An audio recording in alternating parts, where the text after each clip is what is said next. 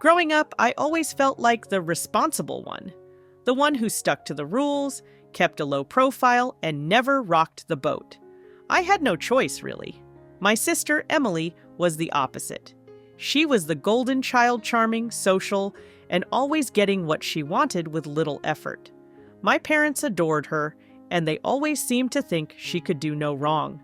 Meanwhile, I played the part of the dutiful daughter, the one who kept everything in balance, the one who made sure things were stable at home. But stability came at a cost. I was the one who picked up the slack when mom or dad needed help. I was the one who never asked for anything because I already knew the answer. They were too caught up in their lives to give me much attention. And Emily, she was always there, the center of their world, and that didn't leave much room for me. Still, I loved her, or at least I thought I did. You can love someone, even if they make you feel invisible. Maybe that's what I told myself to keep going. Now, I was about to marry Jason, the man I had been with for 4 years. Our relationship was solid, or at least I thought it was. He was kind, supportive, and really seemed to care about me. My parents, on the other hand, were hesitant. They didn't exactly dislike him, but they were protective of me, especially because Emily was always there with her opinions. "Are you sure about him?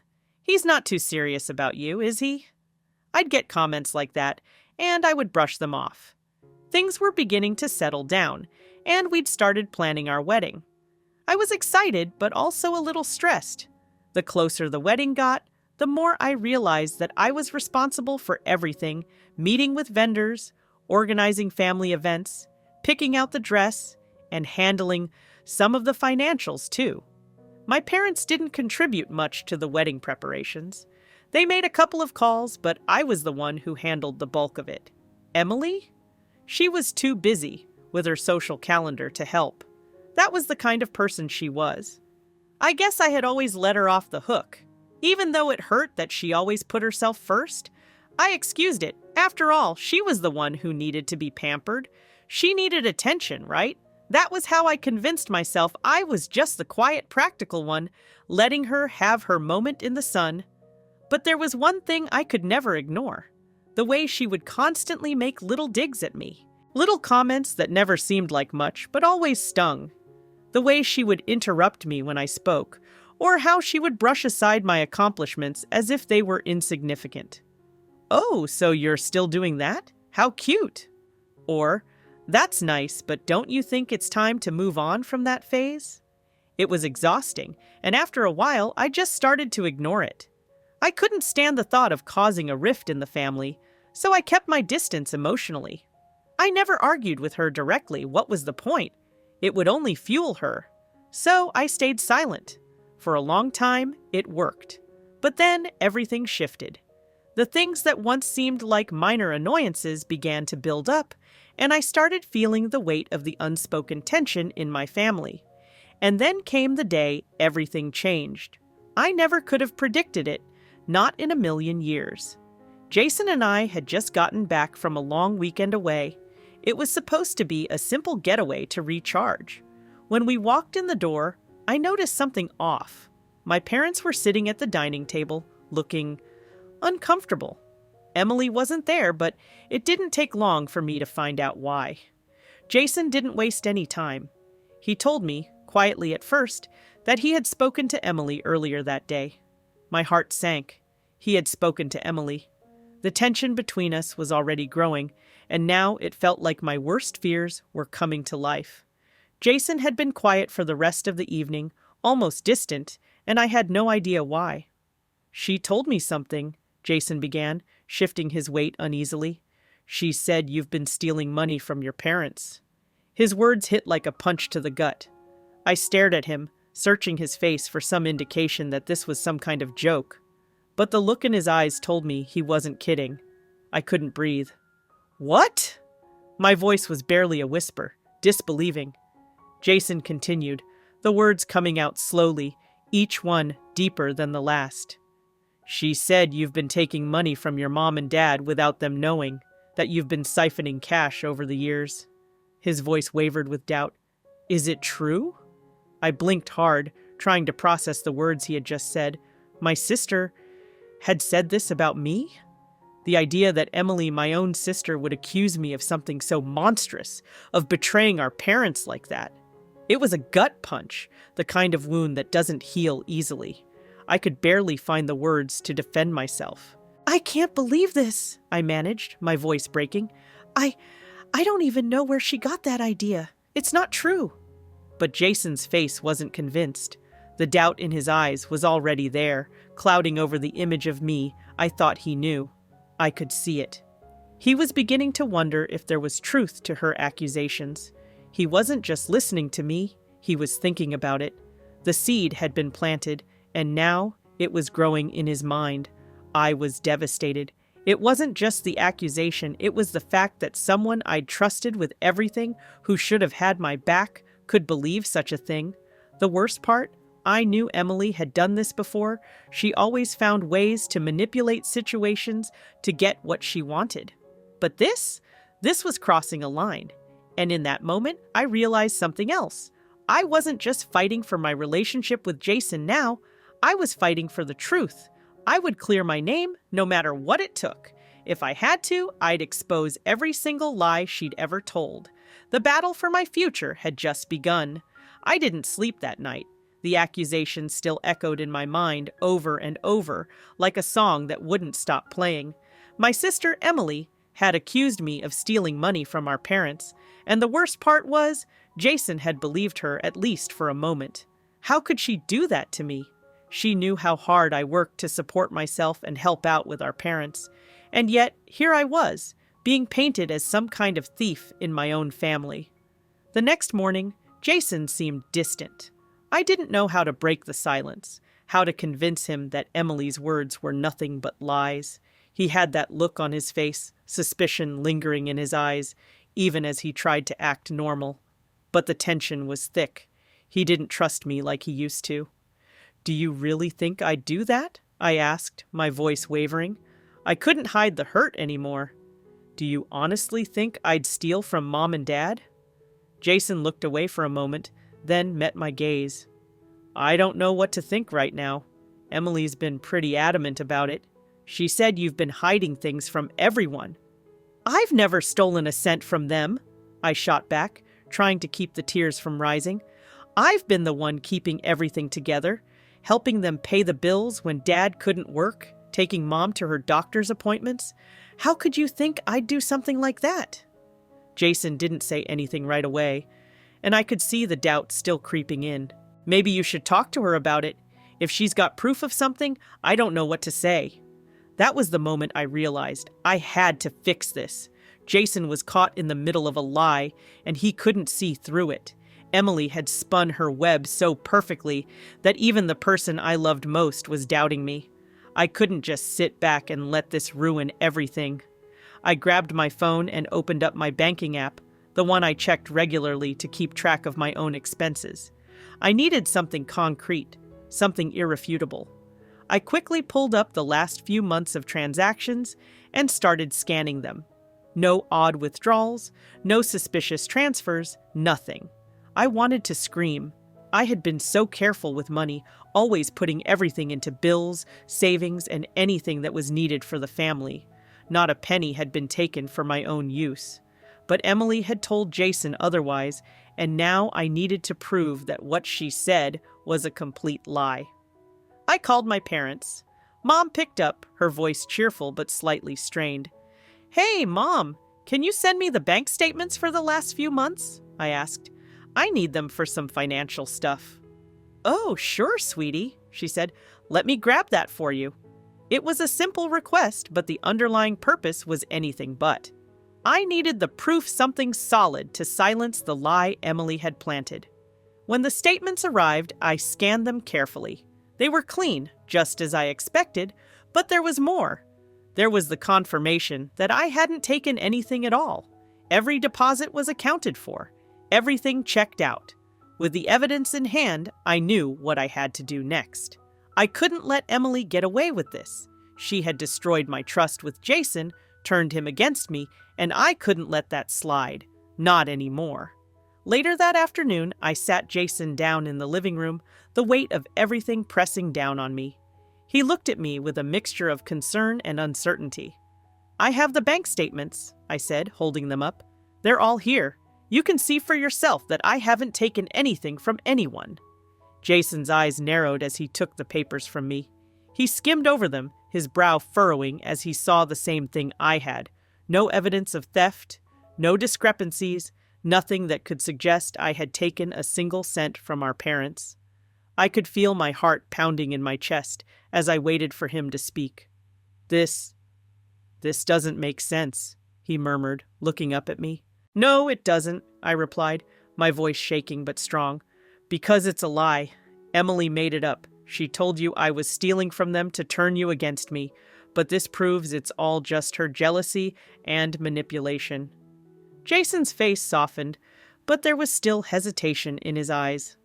"But why would she say something like that? And why would she make it seem so real?" "Because that's what Emily does. She manipulates. She's been doing it for years. This isn't the first time she's tried to make me look bad." I paused, taking a deep breath. "She doesn't like that I'm the one Mom and Dad rely on. She's always been jealous of me, Jason. She wants to tear everything apart." Jason stayed silent for a moment, absorbing my words. I could see the conflict in his eyes, but slowly the doubt seemed to fade. "So, you didn't take anything from them?" "No," I said, my voice firm. "I've never taken anything from them." The silence that followed was heavy, but it wasn't uncomfortable. Jason finally stood up and walked over to the phone, dialing Emily's number without saying a word to me. I watched as he waited for her to pick up, his jaw tense. When Emily finally answered, I could hear the forced cheerfulness in her voice. "Hey, what's up?" Jason didn't waste time with pleasantries. "We need to talk about what you said about my fiancé." There was a pause on the other end of the line. I could almost feel her panic through the phone. "What do you mean?" she asked, but the shakiness in her voice was unmistakable. "I've seen the bank statements," Jason said coldly, "and I've spoken to her. It's all lies, Emily. You're not going to get away with this." I heard her take in a sharp breath, and then came the sound of a heavy sigh. "Jason, I don't want to hear it. You've hurt both of us with this." I could hear her stumbling, but I knew she was about to break. The tension in the house after Jason's call to Emily was suffocating. I hadn't expected her to cave so quickly, but even her cold confidence had cracked. Emily was always the master manipulator, and for her to break so easily meant one thing: she knew the walls were closing in. But what I couldn't shake was the feeling that this wasn't over. If anything, I had a sinking suspicion that her betrayal was only the beginning. The days that followed felt like a constant battle. Jason tried to reassure me, but every time we spoke, there was still that hesitation in his voice, that doubt buried deep beneath the surface.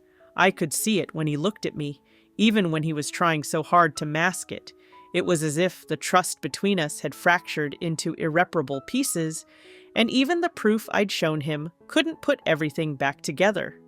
We still spent time together, still went through the motions of our engagement, but the intimacy, the connection we'd had, felt hollow. I didn't know what was wrong, but I couldn't pretend that everything was fine. It wasn't. "I don't know why I'm still questioning you, but it feels like there's more to this," Jason admitted one night, his voice thick with guilt. We were sitting on the couch, our legs barely touching, the space between us too large for comfort. "You've always been so calm and steady, but there's something about the way Emily spoke. It felt so real. She seemed so sure of what she was saying, like she'd seen it herself."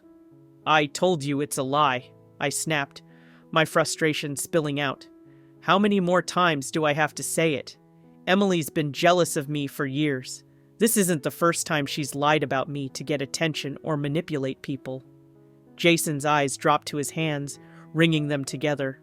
"But why would she do that? And why would she go to such lengths?" "She's done it before, Jason," I repeated, my voice softer this time, desperate for him to understand.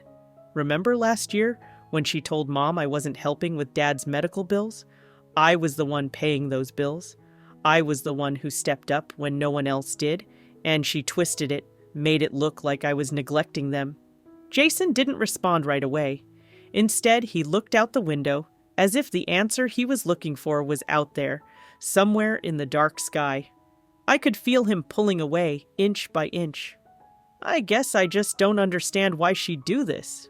I've known her for years, and she's always been sweet, always been the one to smooth things over. But now? His voice trailed off.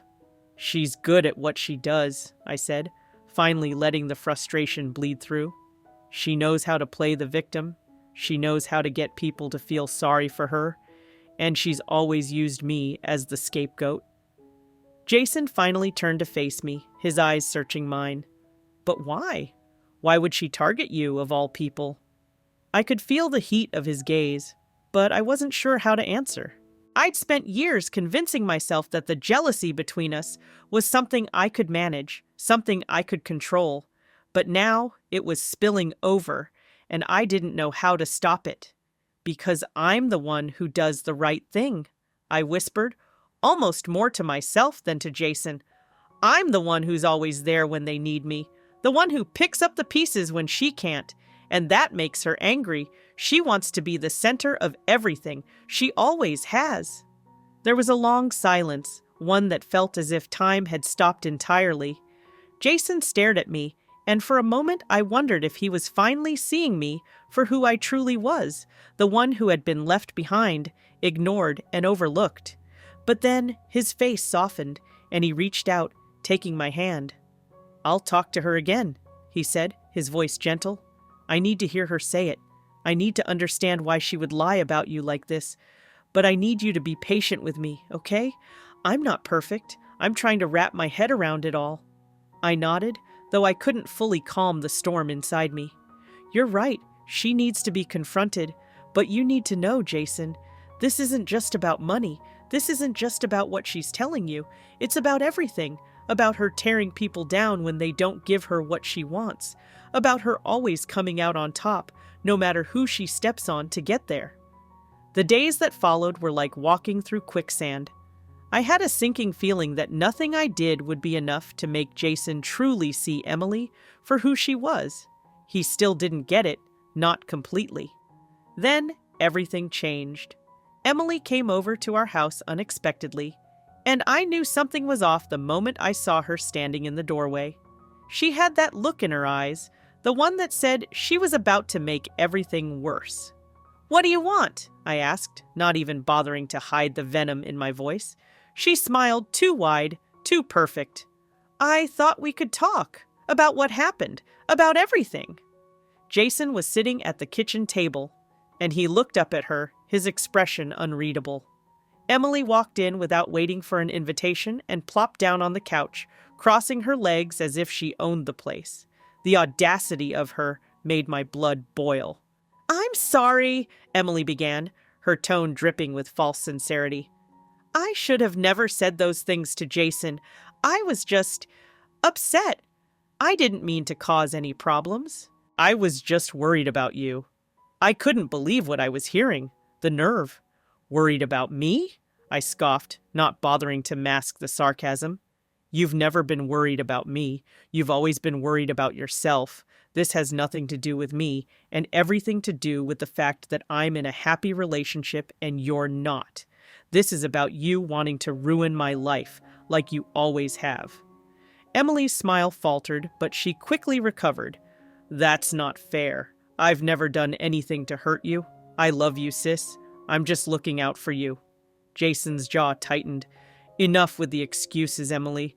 I've seen the statements. I've talked to her. What you're doing here, it's not helping anyone." I could feel the walls closing in on her, and it was almost too satisfying. But I couldn't let myself get comfortable yet.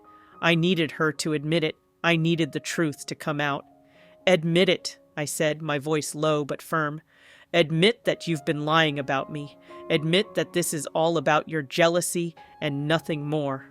For a moment, Emily said nothing. She just sat there, her hands shaking slightly, her breath quickening. And then, finally, the truth spilled out. "You're right," she whispered, almost too softly to hear. "I've always been jealous of you. I hate how Mom and Dad treat you like the responsible one.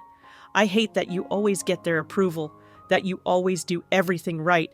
I don't want you to be the one they rely on. I want to be that person, and I'll do whatever it takes to make sure you're not." Jason stared at her, his face pale. "Emily, this is sick." I could feel the weight of the moment, the satisfaction of hearing her finally admit it. But it wasn't enough. Not yet.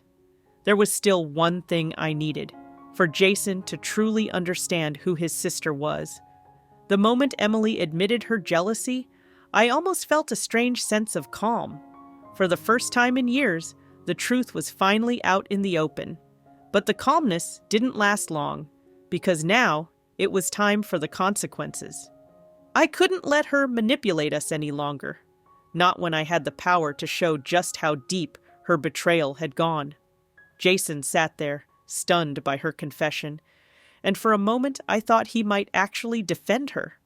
I could see it in his eyes, the confusion, the hurt, as if he couldn't fathom that the woman he'd known his whole life, his sister, could be so cruel. But there was something in that moment, something in his posture, that made me realize he wasn't going to defend her anymore. He turned to me slowly, and for the first time in days, I saw the trust in his eyes again. The doubts were finally gone. "Emily, what the hell is wrong with you?" Jason asked, his voice sharp, no longer trying to hold back the anger he was clearly feeling. "You've been lying to me. Lying to everyone, and for what? To ruin my relationship? To ruin my fiancé's life?" Emily's face flushed, her mouth opening and closing as she tried to find the right words. But it was too late. The damage had been done. The mask she'd worn for so long was slipping off, and I wasn't about to let her hide behind it any longer. "You think you can just throw around accusations and have everyone believe you?" I asked, my voice steady now, the fire inside me burning hot enough to make up for all the years of resentment I'd bottled up. "You've been doing it your whole life, haven't you? Turning people against me, making me out to be the villain, just so you could get everything you wanted. Well, not anymore." Emily's eyes darted from me to Jason and back again, and for a split second, I saw the realization hit her. She was cornered. There was no way out. She had no more lies to fall back on. The truth was too glaringly obvious now, and it was eating her alive. "Why did you have to go this far?" Jason's voice was shaking with fury now, but there was also a coldness in it I hadn't heard before. "What did you think would happen? That I'd just side with you and walk away from my fiancé? Because that's exactly what you've done, Emily. You've tried to ruin everything." I didn't mean for it to go this far," Emily stammered, her voice cracking. She was starting to unravel, the bravado gone. But it didn't stop her from trying to salvage what little dignity she had left. I thought you'd understand. I thought you'd finally see how much I've always been overlooked. How Mom and Dad always treated you like the perfect daughter." I let out a humorless laugh. "So what? You thought the best way to deal with your own insecurities was to destroy my relationship with Jason? You couldn't handle the fact that they relied on me, that they trusted me more than you? It's pathetic, Emily. You're pathetic." Her face twisted in frustration, but she couldn't find the words to retort. She just looked at me, her eyes wide with desperation, like a child caught in a lie she couldn't escape. "And now you've ruined everything," I continued, taking a step closer. "Not just with me and Jason, but with Mom and Dad too. What are they going to think when they find out what you've done? When they see that you've manipulated them for years? You've torn apart the family because you couldn't handle being second place." Emily's voice faltered, but she was still trying to hold on to whatever control she thought she had. "I never wanted to tear us apart.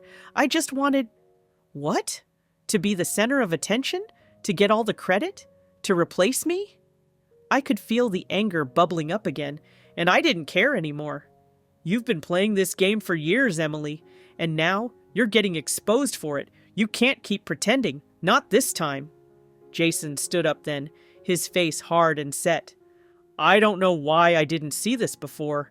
Maybe I was too blinded by the idea of family, by the idea that everyone is supposed to be good. But the truth is, Emily, you're not good. You've hurt me, you've hurt us, and I'm done with you." Emily looked like she'd been slapped. Her eyes filled with tears, but I didn't feel an ounce of sympathy for her. She had crossed a line that could never be erased. "Jason, please!" Emily whispered, almost pleading now. Don't do this! I'm your sister. I need you." But Jason's face remained stone cold. "You've shown me who you really are, and I'm done." His voice was final, no trace of hesitation left. He turned to me, looking as though a weight had been lifted from his shoulders. "We're done with this, right?" I nodded, a sense of satisfaction creeping through me. The battle was over. Emily's reign of manipulation was over. She might have tried to ruin everything, but she had only dug her own grave, and for the first time in my life, I felt the power of justice coursing through me. "Good," I said, my voice steady now. "We don't need her in our lives anymore." Emily stared at us for a moment, her chest heaving with emotion, before she finally stood up and walked toward the door, her steps slow and defeated. I could see her fighting to hold it together, but the cracks in her facade were too wide to repair. Before she left, she turned back one last time, her voice barely a whisper. "I'm sorry," she said, but it wasn't an apology. It was an afterthought, an empty attempt to reclaim some sense of control. "I'm sorry," she repeated, but this time she said it to herself more than to anyone else. Then, without another word, she stepped outside, the door closing behind her with a finality that echoed through the house. And just like that, she was gone. Jason and I stood in silence for a long time, letting the gravity of everything sink in. I had no idea where to go from here, but I knew one thing. I had taken my life back. I had exposed Emily for who she was, and now I could move on. I looked over at Jason. He was still processing everything, but there was a small smile tugging at the corner of his mouth. The trust between us, fragile as it had been, was slowly rebuilding. "This is just the beginning, isn't it?" I said, my voice soft. "Yeah," he replied, taking my hand in his. "It's just the beginning." And in that moment, for the first time in a long time, I finally felt like we were on the same side again. It's strange, the way things can change overnight. One moment, everything is crumbling beneath your feet, and the next, the dust has settled, leaving you standing taller than before. It's been weeks since Emily left. Weeks since the confrontation that I didn't think would ever come. And now, as I sit here, staring at the same walls of the house I've lived in for years, everything feels different. Not just the house, but me. Jason and I have spent that time rebuilding our relationship, our trust, our future. But Emily? She's gone.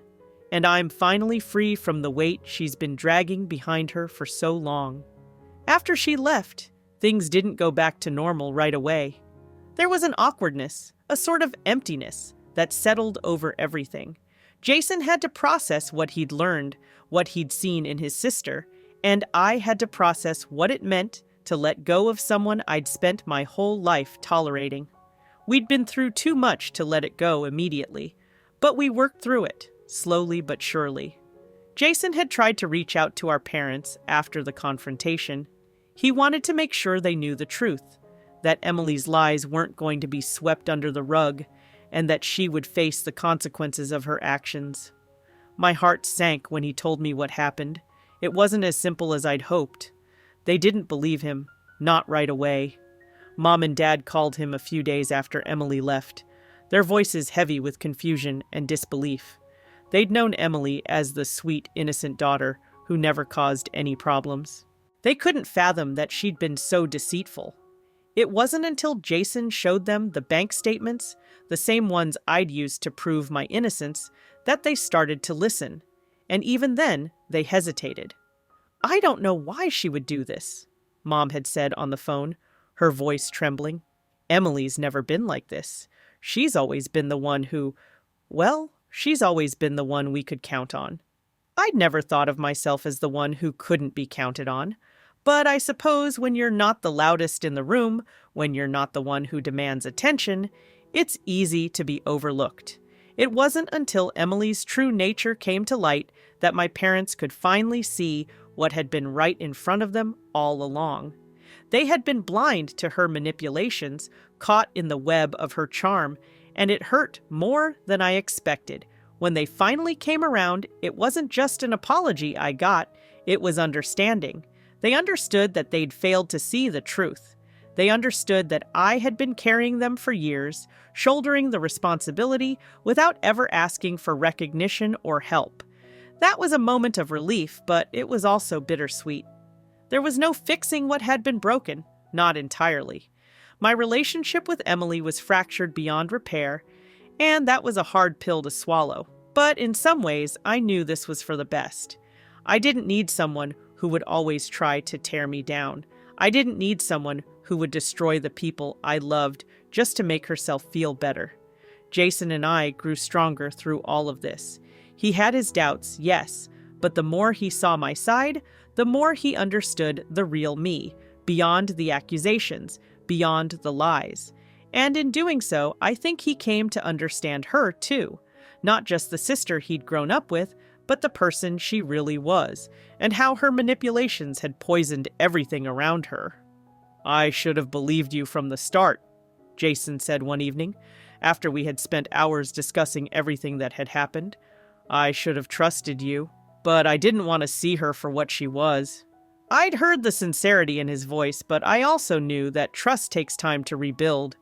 We were on the right path, but there were still moments when we'd find ourselves talking through things. Still moments when the past would rear its ugly head, and we'd have to face it again. But we were doing it together, and that was what mattered. One evening, not too long ago, Jason and I sat on the porch, sipping wine and watching the sunset. It was quiet, peaceful even. Something I hadn't realized I'd been missing for so long.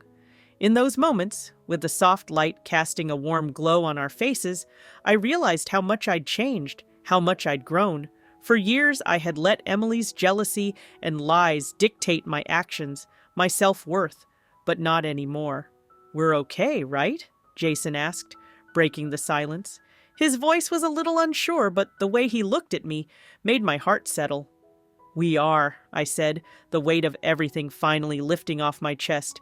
"We're okay, and we'll be better." Things have changed. I've changed.